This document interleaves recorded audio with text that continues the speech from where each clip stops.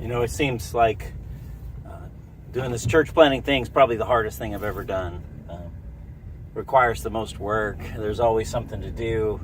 You never seem to feel like there's a real day off or there's any rest. It's a little crazy, and I know how it feels to be busy, and we still have a life. My son's got extracurricular activities, got school to go to. My wife works, and she has long days and long nights sometimes too, and she's helping me with all of this, and we're doing this ministry together, and so I understand being busy makes it difficult to commit to anything.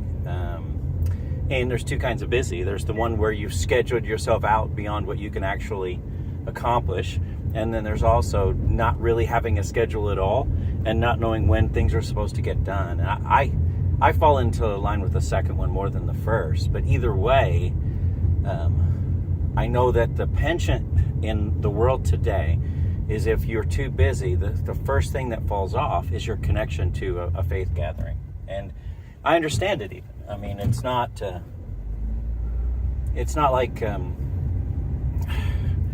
you're going to find your thing there, which is a big thing today, is how do I discover who I am and what I'm all about and what's most important to me? How do I find the job that really fits me, that won't feel like work anymore? How do I help my kids find that? Maybe I'm never going to get it, but my kids might. And what would that look like? And I understand it. And I know that it's, if there's a softball team that expects you to be there for every practice and your daughter can't make it because she's at church, she sometimes gets shifted to the back of the lineup. And I really do get it. I understand it. But here's the thing. Every time I get that busy, every time I get to where I have given up on spiritual things and started working on other things, it seems like all the other things start to unravel.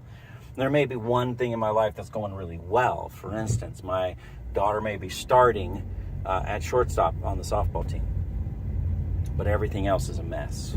And I just remember that Jesus told us at one point, "Come to me, all you who are weary and heavy laden, and I will give you rest." And we take a look at what it means to be a part of a faith gathering, and we think, you know what? I just don't have time for that. I'm too busy. I'm already tired. I can't figure that out. And Jesus is trying to tell us, don't you understand? Part of the reason that you're so tired is because you've gotten all your priorities out of whack. And if you come to me first, if you let me be first in your life, not an addition, not add-on, not, okay, I've got to do this too, but I'm going to schedule myself in such a way that the first fruits of my time are His.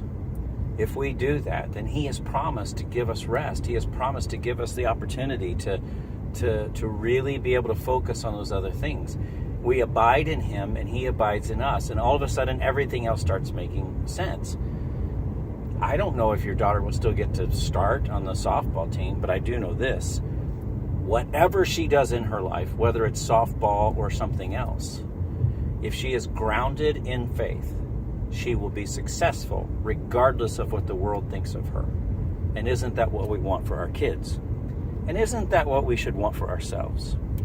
So if you have been avoiding faith gatherings because you're just too busy, I just want to encourage you that the great thing about Ardmore is there are so many different churches doing different things on different days and different times. There are ways for you to be involved, and I believe that anytime a few believers get together, that they are experiencing what Christ meant by church. There's fellowship, there's an understanding, there's sharing your beliefs, there's sharing life, there's learning, there's accountability, there's help and encouragement, there's comfort.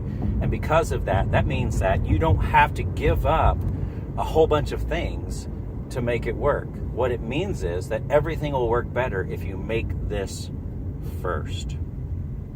So you can go to just about any one of those gatherings, whether it's at a church that you're used to or a new church that's in town, whether it's at 10 o'clock on Sunday morning or like the Jar at 4 p.m. on Sunday. The great thing is that you will begin to see how grounded it makes you, and that it's actually the thing you should give up last, not first. This is not a guilt trip. This is not a PSA. This is just an opportunity for you to really consider what it means for Jesus to be Lord and Savior in your life and give you the rest that you deserve, the rest that he wants to promise, that he has promised you that he wants to give you. Would you be willing to try that out for 6 weeks?